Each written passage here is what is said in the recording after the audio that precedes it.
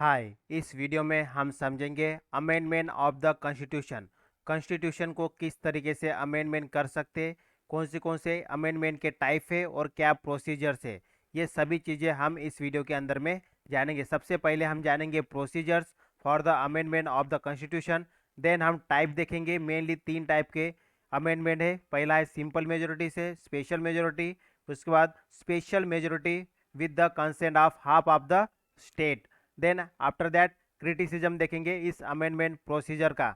Okay, so देखिए, जिस तरह से कंडीशन और जिस तरह से ज़रूरत ये चेंज होते जा रही है as per the scenario, constitution को अमेंड करना, उसको एडजस्ट करना इस चेंजिंग कंडीशन और चेंजिंग नीड के हिसाब से बहुत ज़्यादा ज़रूरी है। इसीलिए जो संविधान है हमारा, ये पूरी तरह से फ्लेक्सिबल और पूरी तरह से रिजिड, ठीक है, दोनों का मिक्स है। मतलब पूरी तरह से फ्लेक्सिबल नहीं बनाया गया और पूरी तरह से रिजिड नहीं बनाया गया है।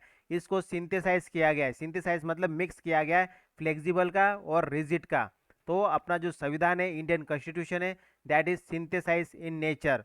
तो संविधान को कमेंट करने के लिए मेनली आर्टिकल 368 के अंदर में प्रोसीजर लिखा गया है कि पार्लियामेंट क्या कर सकता है, अमेंड कर सकता है कॉन्स्टिट्यूशन को। और कौन से प्रोसीजर से कर सकता है, वो सभी चीज़ें आर्टिकल 368 के अंदर में लिखा है। पार्लियामेंट को एक तो पावर दे रहा है article 368 to amend the constitution. Second, यहाँ पे प्रोसीजर भी लिखा है कि किस तरह से जो पार्लियामेंट है वो संविधान को अमेंड कर सकता है। बस संविधान को अमेंड कर सकता है। पार्लियामेंट को ये ध्यान में रखना पड़ेगा वाइल अमेंडिंग द कॉन्स्टिट्यूशन, उसको basic structure of the constitution को वायलेट नहीं करना है, basic structure of the constitution को अमेंड नहीं करना है। क्योंकि ये सुप्रीम कोर्ट का जजमेंट है 1973 में, जब केशवानंद भारती केस आया था उस समय ये जजमेंट आया था कि संविधान जो है पार्लियामेंट के द्वारा अमेंड हो सकता है। बस पार्लियामेंट क्या नहीं अमेंड कर सकता है, basic structure of the constitution ये अमेंड नहीं कर सकता है। अभी हम प्रोसीजर जानेंगे किस तरीके से पार्लियामेंट को अमेंड किया जाता है। सबसे पहले जो बिल है वो कहाँ पे इंट्रोड्यूस होगा, पार्लियामेंट के अंदर इंट्रोड्यूस होगा। पार्लियामेंट के इंट्रोड्यूस होने का मतलब यह है आइदर लोकसभा या राज्यसभा, दोनों में से किसी भी सदन में जो कॉन्स्टिट्यूशनल अमेंडमेंट बिल है उसको इंट्रोड्यूस किया जाता है। और सबसे इम्पोर्टेंट चीज़ ये है कि जब कॉन्स्टिट्यूशन अमेंडमेंट बिल को इंट्रोड्यूस किया जाता है तो उसके पहले प्रायर परमिशन जो है राष्ट्रपति की लेना आवश्यक नहीं है। मतलब not required to take the prior permission from the president. और अमेंडमेंट टू द कॉन्स्टिट्यूशन जो होता है वो सिर्फ पार्लियामेंट के अंदर होता है। और जो बिल है पार्लियामेंट में ही इंट्रोड्यूस होता है, ठीक है, आइदर इन द लोकसभा और राज्यसभा। बट ये स्टेट लेजिस्लेचर में इसको इंट्रोड्यूस नहीं किया जाता है। उसके बाद इसको इंट्रोड्यूस किया जाता है बाय द मिनिस्टर और द प्राइवेट मेंबर। अब प्राइवेट मेंबर कौन होता है, प्राइवेट मेंबर वो होते हैं अदर दैन द मिनिस्टर्स, मतलब जो मिनिस्टर नहीं है, बाकी जो भी मेंबर ऑफ पार्लियामेंट है वो क्या है, प्राइवेट मेंबर है।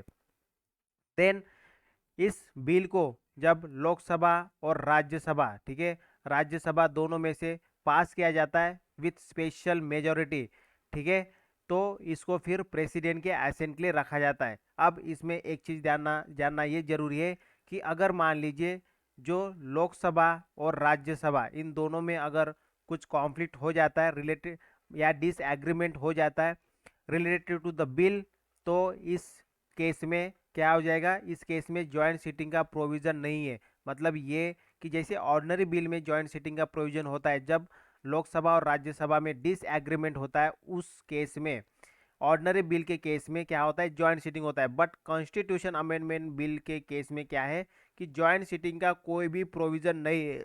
अगर डिसएग्रीमेंट हो जाता है लोकसभा और राज्यसभा के बीच में किसी भी पॉइंट से रिलेटेड, मतलब इस बिल से रिलेटेड किसी भी पॉइंट में, तो in that case joint sitting का प्रोविज़न नहीं है। तो यहाँ पे दो चीज़ें ध्यान में रखना है, एक तो जॉइंट सीटिंग का प्रोविज़न नहीं है, दूसरा चीज़ राष्ट्रपति की प्रायर परमिशन रिक्वायर्ड नहीं है, ठीक है। उसके बाद जैसे स्पेशल मेजोरिटी ये पास हो जाता है दोनों हाउस से, ठीक है। अब स्पेशल मेजोरिटी क्या है ये अभी हम जानेंगे, ठीक है। देखिए, जो स्पेशल मेजोरिटी से पास होने के बाद क्या होगा, अगर ये जो बिल है किसी मतलब फेडरल प्रोविज़न को अगर वायलेट या फेडरल प्रोविज़न को अगर अमेंड कर रहा है, ये जो बिल जो इंट्रोड्यूस किया गया है बाय द मिनिस्टर और बाय द स्टेट मेंबर, अगर ये बिल किसी फेडरल प्रोविजन को, मतलब अपना जो देश है वो क्या है, स्ट्रक्चर कैसे अपने देश का जो पॉलिटिकल स्ट्रक्चर है दैट इज फेडरल है। फेडरल मतलब दो है, सेंटर भी है और स्टेट भी है। तो दो लेवल पे अपनी सरकार है, सेंटर लेवल पे और स्टेट लेवल पे। तो इसीलिए यहाँ पे ये प्रोविजन लाया गया कि अगर फेडरल स्ट्रक्चर, अब फेडरल स्ट्रक्चर में क्या क्या आता है या फेडरल प्रोविजन में क्या क्या आता है हम आगे जानेंगे। देखिए, अगर फेडरल प्रोविजन को अगर अमेंड किया जाता है तो उसके लिए rectification from the half of the state, मतलब जितने स्टेट है उनमें से हाफ स्टेट में से क्या चाहिए, अप्रूवल चाहिए। और वो किस तरह से अपने स्टेट लेजिस्लेचर में उस बिल को अप्रूव करेंगे, सिंपल मेजोरिटी, सिंपल मेजोरिटी से स्टेट लेजिस्लेचर में वो बिल पास होगा। और सबसे इंपॉर्टेंट चीज ये है कि हाफ मतलब जितने टोटल स्टेट है उनमें से जो आधे 50% स्टेट क्या होनी चाहिए, उससे उसको मंजूरी देनी चाहिए। Then only we can amend this federal provision. Then after passing the special majority और फेडरल प्रोविजन का अगर केस है तो स्टेट लेजिस्लेचर से पास होने के बाद, मतलब 50% का रेक्टिफिकेशन होने के बाद उसको रखा जाता है प्रेसिडेंट के पास फॉर द एसेंट। तो जैसे एसेंट हो जाता है, प्रेसिडेंट साइन कर लेते हैं, उसके बाद उस बिल को क्या बोला जाता है, उसको एक्ट बोला जाता है। ठीक है, इस तरह से मेनली प्रोसीजर है for the amendment of the constitution. तो देखिए, सबसे पहले क्या होता है, पार्लियामेंट के अंदर बिल को इंट्रोड्यूस किया जाता है, इसको स्टेट लेजिस्लेचर में इंट्रोड्यूस नहीं किया जाता है। फिर ये जो पार्लियामेंट में इंट्रोड्यूस करते हैं ये आइदर मिनिस्टर होता है या प्राइवेट मेंबर होता है। फिर इसको दोनों हाउस से, लोकसभा और राज्यसभा से स्पेशल मेजोरिटी से पास किया जाता है। इसमें ज्वाइंट सिटिंग का कोई प्रोविजन नहीं है। अगर फेडरल प्रोविजन से रिलेटेड कोई अमेंड किया जा रहा है तो उसमें rectification of the half of the state की जरूरत है और स्टेट में सिंपल मेजोरिटी से बिल को पास किया जाएगा। उसके बाद जैसे ये दोनों चीज़ें हो जाती है तो प्रेसिडेंट एसेंट कर देते हैं उसको और वो बिल जो है वो एक्ट बन जाता है। तो ये मेनली क्या है, प्रोसीजर है for the amendment of the constitution. अब हम जानेंगे टाइप ऑफ अमेंडमेंट, कितने टाइप के अमेंडमेंट है, मतलब ये कि हम कितने टाइप से कॉन्स्टिट्यूशन को अमेंड कर सकते हैं। तो सबसे पहला है सिंपल मेजोरिटी से अमेंड कर सकते हैं, स्पेशल मेजोरिटी से अमेंड कर सकते हैं और special majority and rectification of the half of the state legislature. दो स्टेट के जो लेजिस्लेचर है उनके जो हाफ, मतलब जितने स्टेट लेजिस्लेचर है उनमें से 50% का क्या होना चाहिए, रेक्टिफिकेशन होना चाहिए। तो ये तीन टाइप के अमेंडमेंट होते हैं। इन तीन टाइप से हम अमेंड कर सकते हैं इंडियन कॉन्स्टिट्यूशन को। अब हम वन बाय वन तीनों टाइप को समझेंगे। सबसे पहला है सिंपल मेजोरिटी। देखिए, सिंपल मेजोरिटी किस सेंस में किया जाता है, जब कोई ऑर्डिनरी लेजिस्लेटिव, ये इसको मेनली जो सिंपल मेजोरिटी है ये क्या है, ये एक ऑर्डिनरी लेजिस्लेटिव प्रोसीजर से, ठीक है, मतलब ये कि अगर कोई ऑर्डिनरी बिल है तो उसको जिस तरह से अमेंड किया जाता है या उसको जिस तरह से उस बिल को लाया जाता है और एक्ट में कन्वर्ट किया जाता है, सेम सिंपल मेजोरिटी है। इसमें सिर्फ कॉरम, जो कॉरम है वो कॉरम फुलफिल होना चाहिए, दैट इज 1/10। ठीक है, और देखिए इसके अंदर में जो है majority of the member of the each house present and voting, यही चाहिए बस इसमें। देखिए, इस सिंपल मेजोरिटी के केस में क्या है, एक तो पहली चीज ये जानना जरूरी है कि सिंपल मेजोरिटी जो है ये सिमिलर होता है ऑर्डिनरी लेजिस्लेटिव प्रोसीजर से। जैसे हम ऑर्डिनरी लेजिस्लेटिव प्रोसीजर जिसे फॉलो करते हैं सेम है इसमें। ठीक है, दूसरी चीज ये ध्यान, ये पहली चीज हो गई। दूसरी चीज ये ध्यान में रखना है कि इसमें क्या है, मेजोरिटी चाहिए, जो भी मेंबर प्रेजेंट है और वोटिंग करेंगे उनकी मेजोरिटी चाहिए। सपोज मान लीजिए अगर 100 मेंबर, ठीक है, वैसे कॉरम फुलफिल होना चाहिए। मान लीजिए अगर 160 मेंबर प्रेजेंट है, ठीक है, 160 में से जो 80 मेंबर होंगे, ठीक है, 80 मेंबर मतलब 81 मेंबर क्या होने चाहिए, उस बिल के फेवर में होने चाहिए, तब वो बिल क्या हो जाएगा, पास हो जाएंगे। लेकिन ध्यान में रखने वाली एक चीज़ है, जो 81 होंगे ना वो मतलब जो 60 होंगे ना, इन ये 60 के 60 वोटिंग करना चाहिए। तो इसमें ये प्रोविजन है कि ये क्या है, प्रेजेंट एंड वोटिंग, मतलब प्रेजेंट तो है ही, साथ में वोटिंग भी करनी चाहिए। तो जितने वोटिंग करेंगे उनका 50%। ओके, और सबसे और एक चीज़ क्या है, इसमें कॉरम फुलफिल होना चाहिए। अब कॉरम का मतलब क्या होता है, कॉरम का मतलब ये है कि 1/10, मिनिमम 1/10 जो है मेंबर प्रेजेंट होना चाहिए उस हाउस के अंदर में, that is the quorum. Quorum fulfil होना चाहिए और मेजोरिटी होनी चाहिए, जो भी मेंबर प्रेजेंट है वोटिंग है उनकी। देन इसके अंदर क्या क्या प्रोविजन है जो सिंपल मेजोरिटी से अमेंड कर सकते हैं, जैसे देखिए इसके अंदर में अब हम वन बाय वन जानेंगे। सबसे पहला कि इसके द्वारा आप क्या कर सकते हैं, नए स्टेट को इस्टेब्लिश कर सकते हैं। तो ये जब नए स्टेट को इस्टेब्लिश किया जाता है तो उसमें सिंपल मेजोरिटी यूज किया जाता है। सिंपल मेजोरिटी क्या बताया मैंने, पहली चीज़ तो कॉरम फुलफिल होना चाहिए, दूसरी चीज़ ये कि मेजोरिटी चाहिए, जो भी मेजोरिटी किसकी चाहिए, ईच हाउस की, जो भी प्रेजेंट और वोटिंग करेंगे उनकी। तो उस इसके अंदर के प्रोविजन देख रहे हैं अभी हम मेनली। तो सबसे पहला तो जो इस्टेब्लिशमेंट ऑफ द स्टेट, अगर स्टेट को इस्टेब्लिश करना है, स्टेट को बनाना है, तो in that case simple majority से हो जाएगा। उसके बाद formation of the new state and alteration of the area boundary या नेम, जो भी एग्जिस्टिंग स्टेट है, जो भी एग्जिस्टिंग स्टेट है उसका अगर एरिया बाउंड्री या नाम वो चेंज करना है तो हम उसको सिंपल मेजोरिटी से करेंगे। उसके बाद क्या, उसके बाद एबोल्यूशन और creation of the legislative council, जो स्टेट के अंदर में, जैसे कहाँ कहाँ पे लेजिस्लेटिव काउंसिल है, आंध्र प्रदेश के अंदर में है, कर्नाटका के अंदर, तेलंगाना के अंदर, महाराष्ट्र के अंदर, बिहार के अंदर, उत्तर प्रदेश के अंदर, ऐसे जो स्टेट है, अगर मान लीजिए और कोई स्टेट चाहता है कि हमारे यहाँ पे लेजिस्लेटिव काउंसिल बनाना है, तो इन दैट केस जो पार्लियामेंट है वो क्या करेगा, सिंपल मेजोरिटी से उस वो जो लेजिस्लेटिव काउंसिल है, मतलब स्टेट की जो लेजिस्लेटिव काउंसिल है उसको बना सकेंगे। देन और क्या कर सकते हैं, जैसे जो गवर्नर होता है, प्रेसिडेंट होता है, स्पीकर होता है, ठीक है, जो भी गवर्नर, प्रेसिडेंट, स्पीकर, जज, उनके जो भी इमूलमेंट है, अलाउंस है, या उनके जो भी प्रिविलेज है, मेनली जो सेकंड शेड्यूल के अंदर में, जो ये कॉन्स्टिट्यूशनल पोस्ट है, प्रेसिडेंट, गवर्नर, स्पीकर, जज, ठीक है, कैग हो गया, ये सबके जो अलाउंस अलाउंस लिखे गए, इन इमोलमेंट लिखे गए, प्रिविलेज लिखे गए, इनको अगर अमेंड करना है तो ये सिंपल मेजोरिटी से हो जाएगा। Then quorum in the house, अगर कॉरम के लिए कोई चेंज करना है, कुछ नया प्रोविजन लाना है, तो in that case also simple majority. Then salary and allowance of the member of parliament, जो एमपीज होते हैं, मेंबर ऑफ पार्लियामेंट, उनकी सैलरीज या उनके अलाउंस में कुछ अमेंडमेंट करना है, in that case simple majority चाहिए। उसके बाद जो भी रूल ऑफ प्रोसीजर्स है, पार्लियामेंट में जो रूल ऑफ प्रोसीजर है उसमें अमेंड करना है तो सिंपल मेजोरिटी। उसके बाद जो privilege of the parliament and its member and it's committee, ठीक है, तो ये जो प्रिविलेज होते हैं पार्लियामेंट के या मेंबर ऑफ, ठीक है, या इसके पार्लियामेंट के मेंबर हो गए या उनके कमिटी के मेंबर हो गए, तो ये भी अगर अमेंड करना है हमें इनके प्रिविलेज से रिलेटेड कोई चीज़, तो वो भी सिंपल मेजोरिटी से हो जाएगा। Then use of the English language in the parliament, इस केस में भी सिंपल मेजोरिटी चाहिए।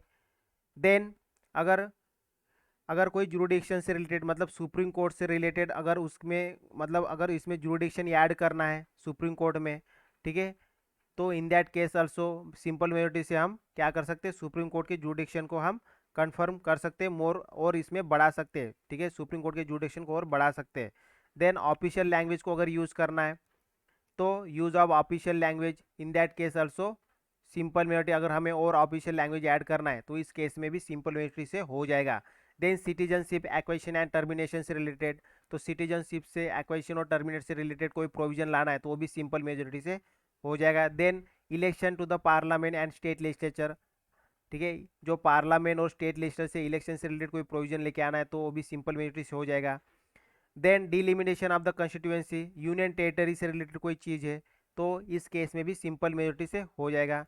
देन फिफ्थ शेड्यूल और सिक्स शेड्यूल से अगर कोई एडमिनिस्ट्रेशन से रिलेटेड कोई प्रोविजन को चेंज करना है या लेके आना है नया शेड्यूल, जो मेनली ये जो फिफ्थ शेड्यूल है ये शेड्यूल ट्राइब से रिलेटेड है, ठीक है, और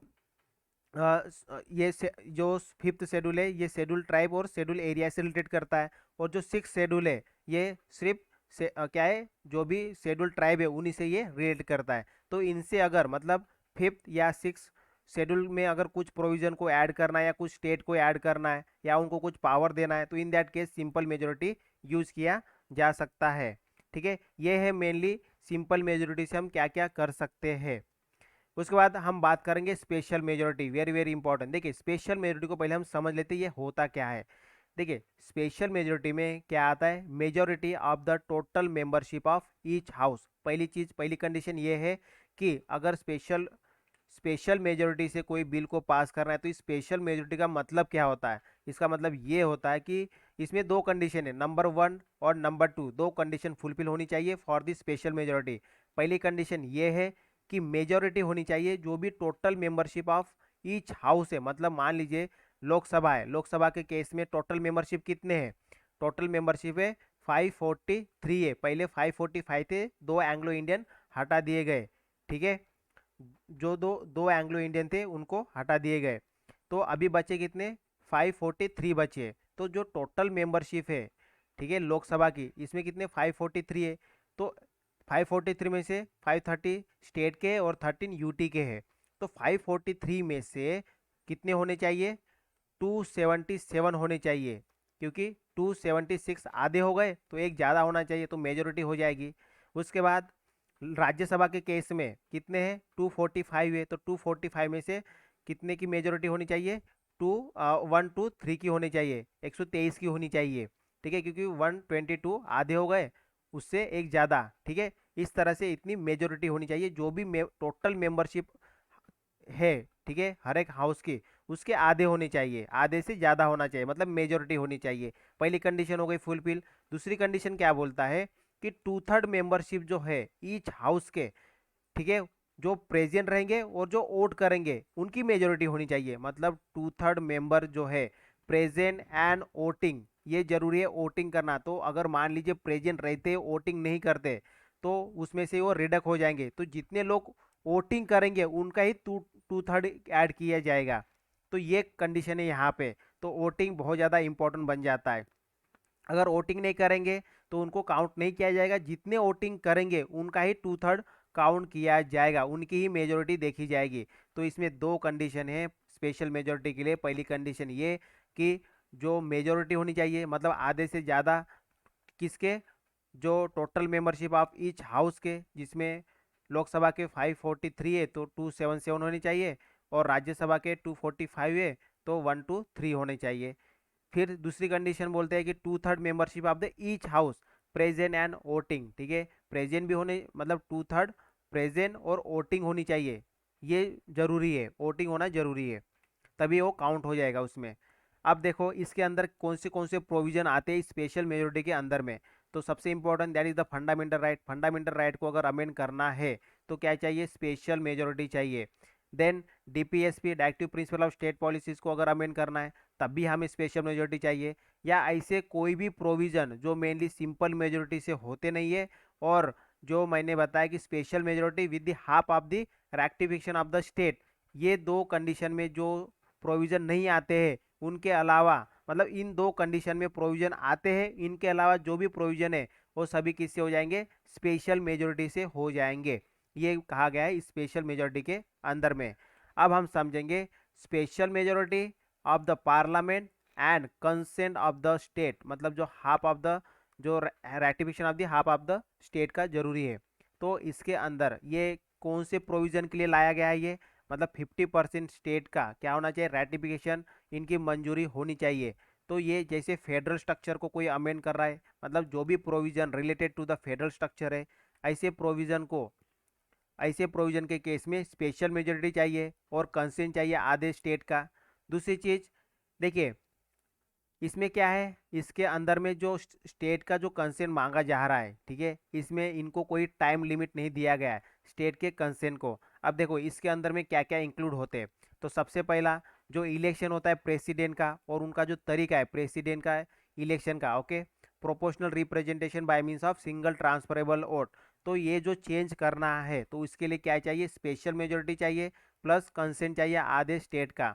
then extend of the executive power of the union and the state, अगर यूनियन और स्टेट के अगर एग्जीक्यूटिव पावर को अगर एक्सटेंड करना है, बढ़ाना है, तो in that case also special majority and consent of the half of the state.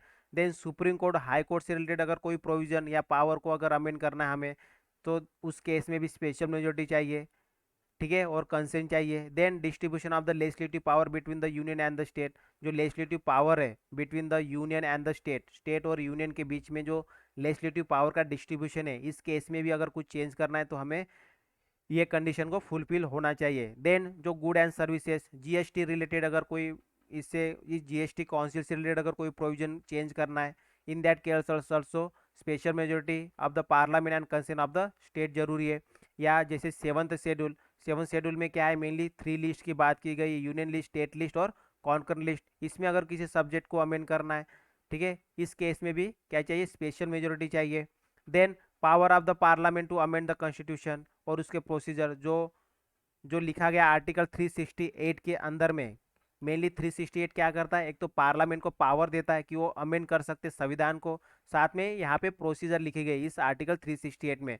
अगर इसमें कोई प्रोविजन को चेंज करना है तो भी क्या चाहिए, पार्लियामेंट को स्पेशल मेजोरिटी से पास करना पड़ेगा।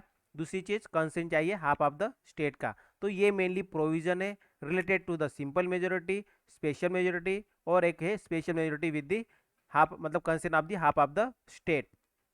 ठीक है, इस तरह से हमने तीनों टाइप की मेजोरिटी जाना। अब हम समझेंगे क्रिटिसिज्म।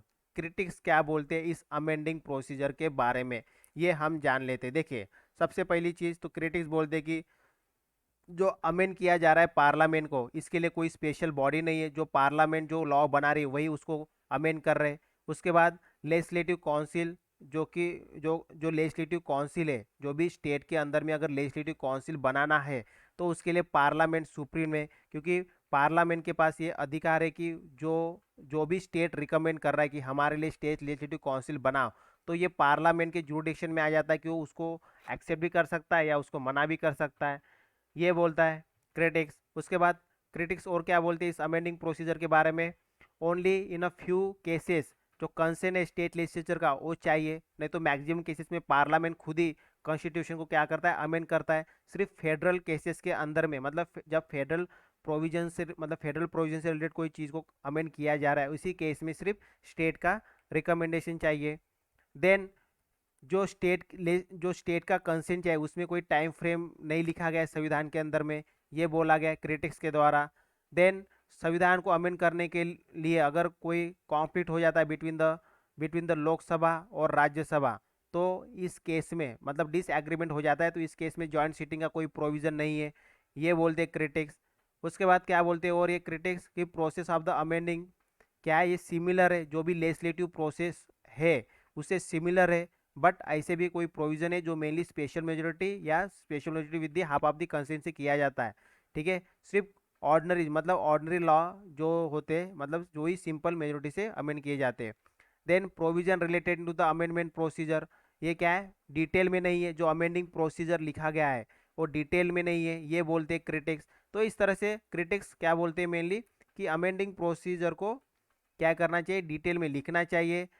ये बहुत सिमिलर है लेजिस्लेटिव प्रोसीजर से। उसके बाद इसके में कोई जॉइंट सीटिंग का प्रोविजन नहीं है, कोई टाइम फ्रेम नहीं दिया गया स्टेट लेजिस्लेचर को कंसेंट के लिए, जो जब इसके पास रिकमेंडेशन के लिए भेजा जाता है, कंसेंट के लिए भेजा जाता है। बहुत कम केसेस में स्टेट लेजिस्लेचर के पास कंसेंट के लिए भेजा जाता है। मैक्सिमम जो पावर है related to the legislative council वो पार्लियामेंट के पास है, और पार्लियामेंट को अमेंड करने के लिए कोई स्पेशल बॉडी नहीं है, पार्लियामेंट खुद ही इसको अमेंड कर रही है। तो ये क्रिटिसिज्म है, ठीक है, इस अमेंडिंग प्रोसीजर के बारे में। ठीक है, तो हमने इस वीडियो के अंदर में क्या क्या जाना, हमने सबसे पहले ये देखा कि किस तरह से जो कॉन्स्टिट्यूशन है उसको अमेंड कर सकते। तो हमने सबसे पहले क्या जाना, प्रोसीजर जाना हमने।